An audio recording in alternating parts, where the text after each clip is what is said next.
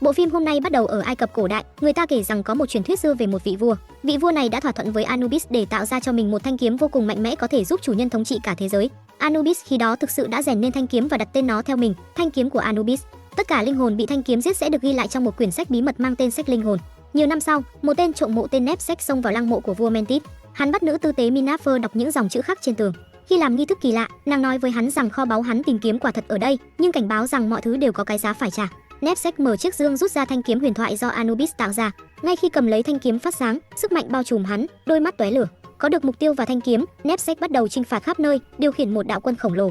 Sau đó hắn quyết định trả thù kẻ thù cũ Matthaios từng được mệnh danh là vua bọ cạp. Hắn sai Tala thả đại bàng đi tìm tung tích Matthaios. Lúc này Matthaios chỉ là một thợ rèn bình thường sống lặng lẽ trong ngôi làng nhỏ rèn kiếm cho dân làng.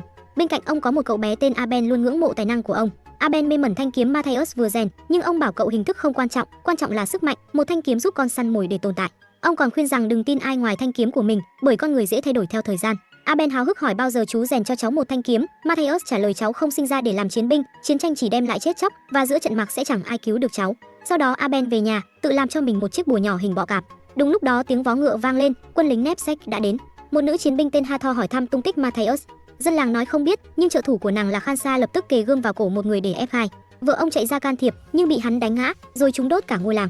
Hathor hỏi lại lần cuối, và đúng lúc ấy Matthaios xuất hiện nói ta ở đây. Khansa lao vào nhưng Matthaios đánh bại hắn, rồi hạ gục thêm nhiều tên khác. Dù bị áp đảo, ông vẫn chiến đấu dữ dội giết kẻ thù từng tên một. Hathor bèn ra lệnh bắn tên. Thân thể Matthaios trúng đầy mũi tên, nhưng ông vẫn gãy chúng tiếp tục chém giết đến hơi thở cuối cùng. Cuối cùng ông kiệt sức gục ngã. Aben lao đến nhưng bị Hathor bắt kề dao vào cổ để uy hiếp Matthaios. Ông cầu xin thả cậu bé và chấp nhận đầu hàng. Nhưng dù ông hứa, Hathor vẫn lạnh lùng sát hại Aben trước mắt ông. Matthaios đau đớn ôm xác Aben, lấy lại chiếc bùa hình bọ cạp. Họ bắt Matthaios nhốt vào lồng định giải về cho Nepsek.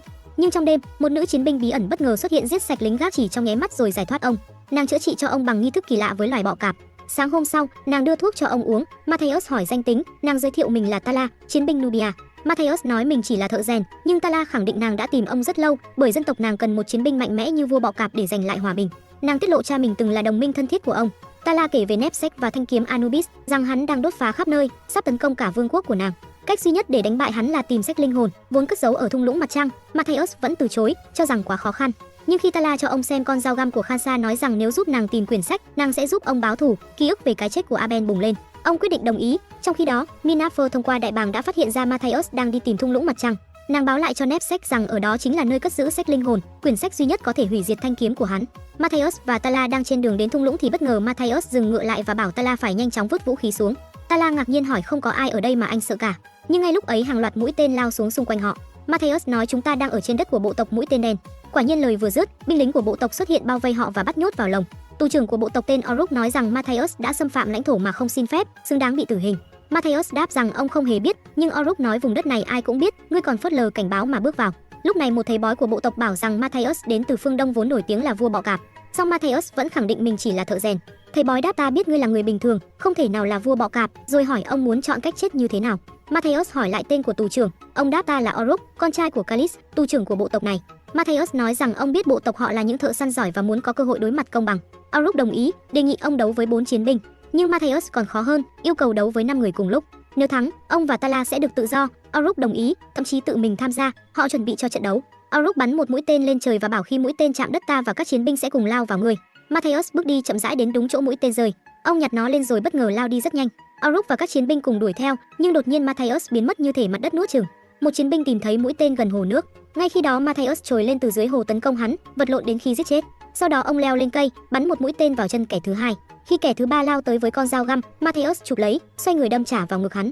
Rồi ông quay lại kết liễu tên bị thương ở chân. Cuối cùng chỉ còn Oruk và một chiến binh nữa. Matthaios đứng giữa, để lộ mình như mồi nhử. Oruk bắn tên nhưng trúng ngay đồng đội của hắn. Lập tức Matthaios áp sát Oruk kề dao vào cổ buộc đầu hàng. Thấy sức mạnh thật sự của ông, Oruk nhận lỗi vì đã định giết nhầm. Matthaios tha thứ, dắt Tala rời đi.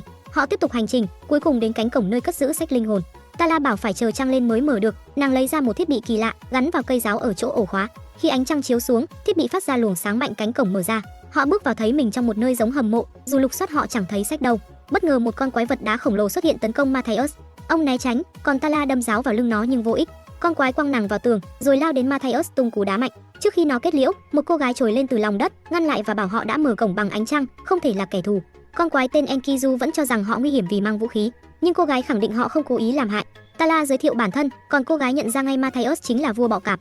Matthäus hỏi về con quái, cô gái nói đó là Enkidu, do cha nàng tạo ra bằng ma thuật để bảo vệ, sau đó nàng dẫn họ đến một nơi khác.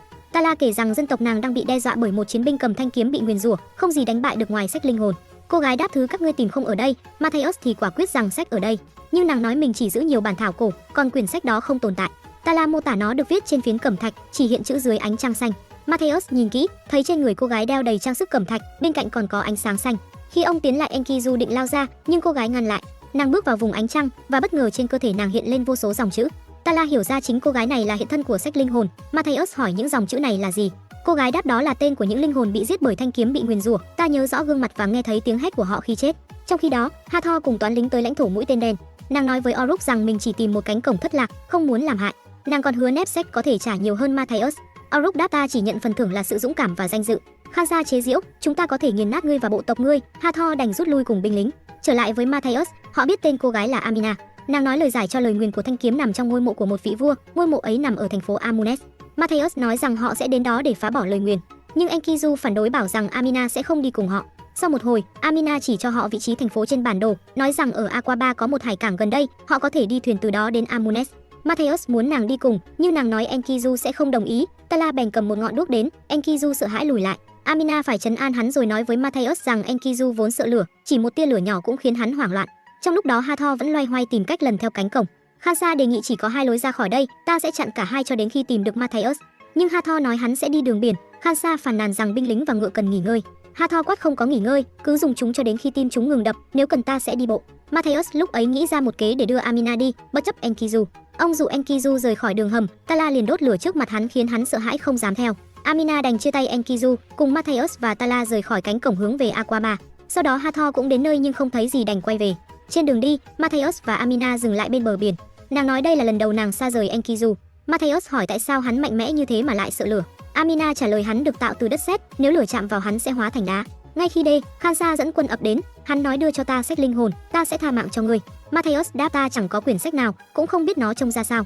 Khansa gằn giọng, chúng ta đông hơn, ngươi chỉ có một mình, nếu chống lại ngươi sẽ chết. Nhưng Matthäus tuyên bố ông không đơn độc, ông có Tala. Khansa bật cười khinh miệt vì nàng chỉ là phụ nữ rồi ra lệnh tấn công. Trận chiến nổ ra, Matthäus hạ ngay kỵ sĩ đầu tiên, quật hắn ngã khỏi ngựa. Tala lao vào xoay ngọn giáo đánh gục từng tên lính. Matthäus vật ngã một tên đấm liên tiếp đến khi hắn chết, rồi rút song kiếm chém gục hết kẻ này đến kẻ khác. Tala cũng không kém, ra tay nhanh như chớp, không ai kịp chạm vào nàng, cả hai giết kẻ thù không chút do dự. Matthäus bảo Tala quay lại bảo vệ Amina. Đúng lúc đó Enkidu xuất hiện gầm như sư tê, lao vào quân địch, dùng chùy nghiền nát từng tên. Matthäus đối đầu với Khansa chặn được mọi đòn của hắn, rồi tung cú đá hất ngã. Tala thì cứu Matthäus khi thấy một tên lao đến với ngọn giáo, nàng phóng giáo hất hắn khỏi ngựa. Cùng lúc đó Matthäus cắm giáo vào ngực Khansa kết liễu hắn mãi mãi. Sau trận chiến, Enkidu nói với Amina rằng Matthäus đã bắt cóc nàng, nhưng Amina đáp ta đi theo ông ấy là tự nguyện, từ giờ ngươi phải nghe lời ta và bảo vệ ta như ngươi vẫn luôn làm. Ngày hôm sau, họ tiếp tục hành trình đến được thành phố Aquaba. Tala nói rằng họ sẽ bán ngựa, mua thuyền để đến Amunes. Matthäus dặn đừng nói chuyện với ai. Cả nhóm len lỏi qua đám đông thì bất ngờ thấy Hathor cũng có mặt trong thành phố. Matthäus lập tức bảo Tala đưa Amina và Enkidu đến bến cảng lên đường đến Amunes. Còn ông sẽ đối đầu Hathor, hẹn gặp lại họ tại ngôi mộ. Ông một mình xông vào lính của Hathor. Bằng con dao, ông hạ ngay tên lính đầu tiên rồi ném hắn khỏi cầu. Tala từ xa nhìn thấy và nói với Enkidu hãy đến bến cảng ta sẽ gặp lại. Trong khi đó, Matthäus tiếp tục chém giết trên cầu.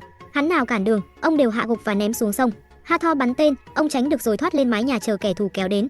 Trên mái, ông tiếp tục giết từng tên một. Tala tìm được một cỗ xe chạy tới. Còn Matthäus lúc này rút kiếm, giao đấu kịch liệt với tên lính cuối cùng khống chế hắn kề kiếm vào cổ. Ngay khi Hathor chuẩn bị bắn thêm một mũi tên, ông xoay người lính làm lá chắn, mũi tên ghim vào hắn thay vì Matthäus. Ông thả hắn ra lao xuống xe của Tala, cả hai phóng đi thật nhanh. Ngay sau đó họ lên thuyền hướng về thành phố Amunes. Trên đường, Amina nhìn thấy những linh hồn mà Nepseret đã giết, trong đó còn có hoàng tử Nubia, anh trai của Tala. Sau đó nàng kể lại cho Tala, nói rằng anh của nàng đã chết vì dân tộc mình, trong vinh quang và sự hy sinh. Tala òa khóc nói với Matthäus giờ ta đã là nữ hoàng nhưng chẳng còn vương quốc. Matthäus đáp vẫn còn cơ hội cho nàng, cơ hội báo thù cho anh trai và dân tộc, cũng như giải thoát cả thế giới khỏi tội ác của Nepseret. Họ tiếp tục đi, cuối cùng đến được Amunes, rồi đến thẳng ngôi mộ. Lúc đó chim ưng của Minerva đã nhìn thấy và bay đi báo tin.